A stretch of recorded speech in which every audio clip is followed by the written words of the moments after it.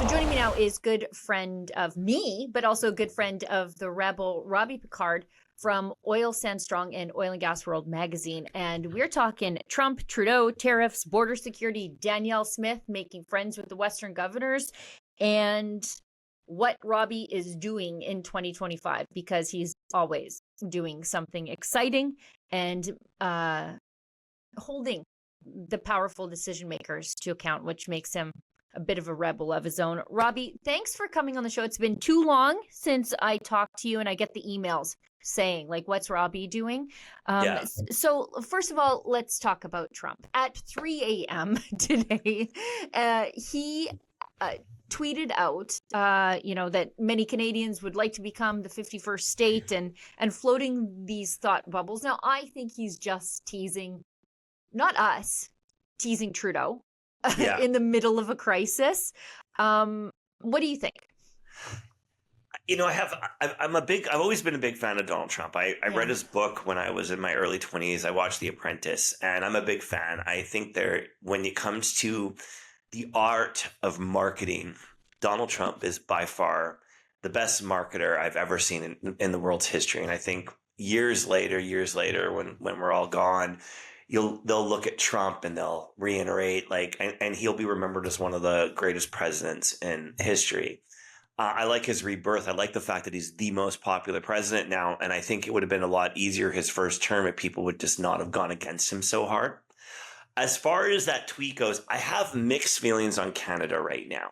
Sure. I don't believe if Harper was in there, or Jean Chrétien for that matter, any prime minister we've had to date, I don't believe we'd be as weak as we are right now. So as funny as it is, and I mean, we're sort of like New Jersey compared to New York, right? We're always kind of that smaller, we're up against, the most powerful country in the history of the world. I believe we're like 3 trillion a year. They're 33 trillion.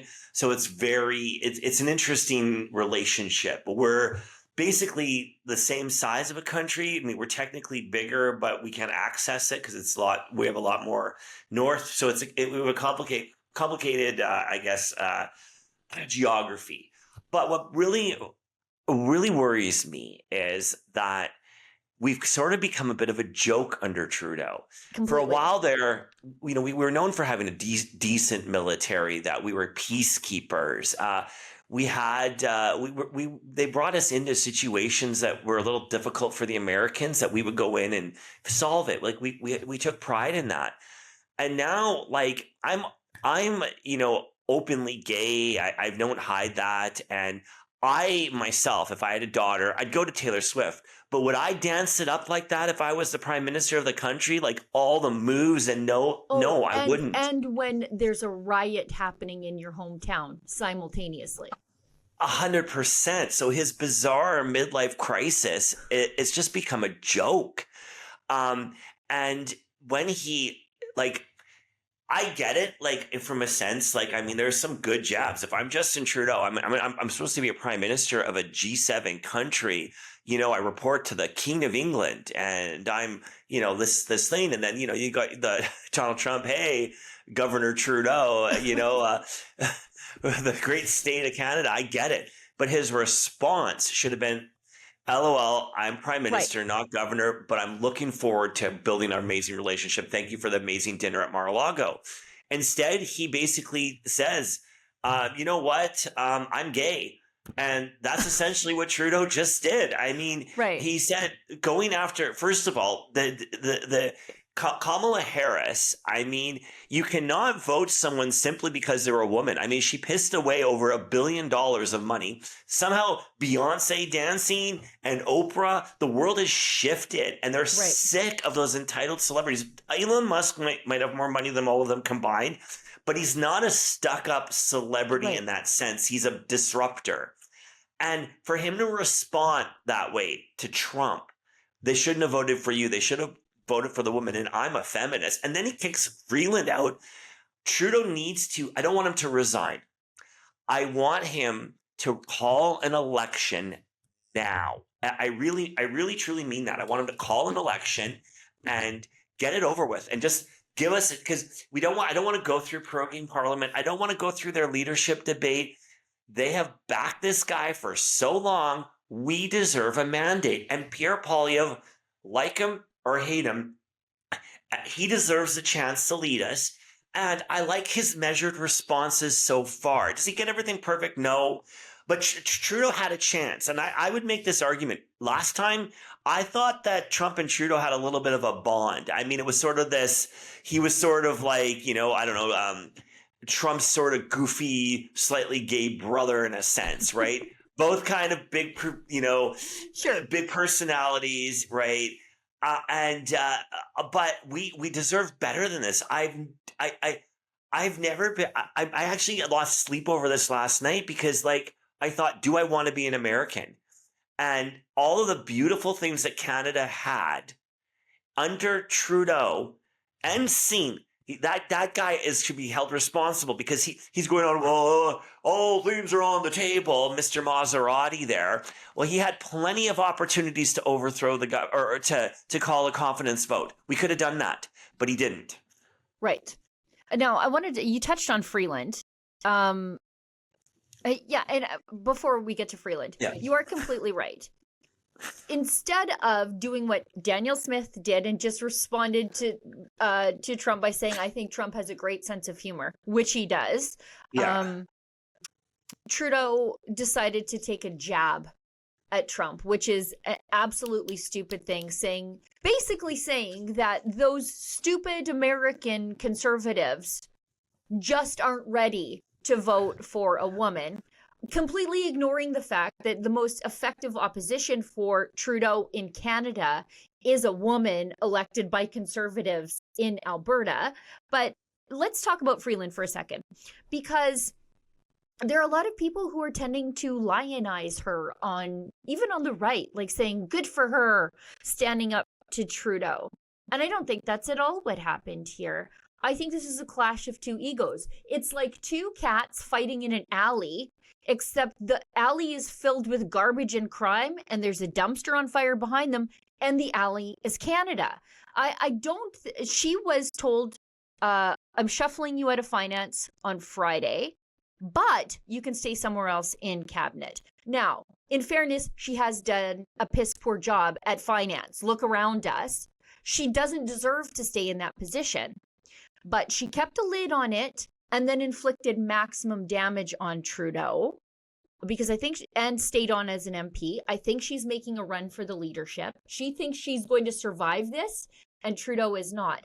But here's my reason for not lionizing her, and I wrote it on my X because I was thinking about it.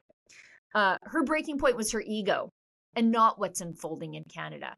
She was not moved by out-of-control inflation, debt, crime, homelessness, out-of-control immigration, endless ethics scandals, a civil liberties bonfire, intense censorship, housing and affordability crises, a crumbling healthcare system that would sooner euthanize you than treat you. Her problem was she didn't want to present a report of the fiscal damage that she oversaw and instead saw an opportune time to strike at Trudeau's job. I think they're two sides of the same coin. I agree. I think that if you go back a few years, there's footage of her telling Trudeau off. They didn't always like each other. I think when they were the leadership, this was many years ago. And I have two schools of thought on this. I'm not a fan of hers in general. I don't like how she carries herself. I found her kind of, I don't know, just sort of. She's an idiot, not a great woman. I think she's an elitist. That yes, she's part of that sort of Laurentian elite that we hear so much about, right? But I mean, in her defense, I'll give credit for the loyalty. Loyalty is a mixed thing because you're kind of damned if you do, damned if you don't. Because a lot of the people that stick with people, you're like, well, you stuck with them, so you're supporting their bad behavior. But then times are tough, stick with your friends. Do you think it is loyalty? Do you think it was loyalty? I don't think it was. I think it was he served her purposes until he didn't. That could be it too. I don't know. All I know is the key people around Trudeau are no longer around Trudeau. Mm-hmm. all the ministers have way too big of portfolios now. We don't even know what they're doing. You have here's the thing about the tariff threat, which I find hilarious. Okay, it's really not that much of a threat. Get your borders in check. Right. Simple.